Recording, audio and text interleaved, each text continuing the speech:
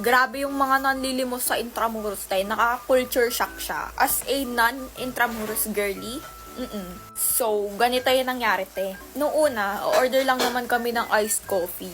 Kasi why not? Tapos ngayon, yung bata, lumapit siya. Sabi niya, ate, pengi pang kain. Sabi ko, wala eh. Wala pa rin kami kinain.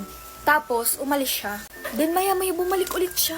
Sabi niya, pengi na lang barya. Sabi niya ganun, like in demanding tone, pero medyo okay pa siya. Medyo okay pa yun ate ko kasi mamaya mag-escalate yan. Tapos, pagkatapos nun, umalis siya. Kasi nga, tinanggihan namin ulit. Then, bumalik na naman. Sabi niya, penge barya. Sabi niya ganun. Tapos sabi ko, wala kaming barya. Tapos, pangatlong balik niya na. Sabi niya, ano ate, wala pa rin kayong barya, ganun. Yung time na yun, nagre-retouch yung kaibigan ko. Tapos sabi nung kaibigan ko, wala nga, kanina ka pa kapapalik-balik, sabi niya ganun. Tapos, sabi niya, bakit ka nagpapaganda, eh wala ka namang pera, ginanon niya. Tapos, sabi niya, paganda-paganda ka pa, ang pangit naman ng ugali. Yung mga lalaking pangit na may pera, piniperahan niyo lang. Sabi ng kaibigan ko, mas may pera pa kami dyan.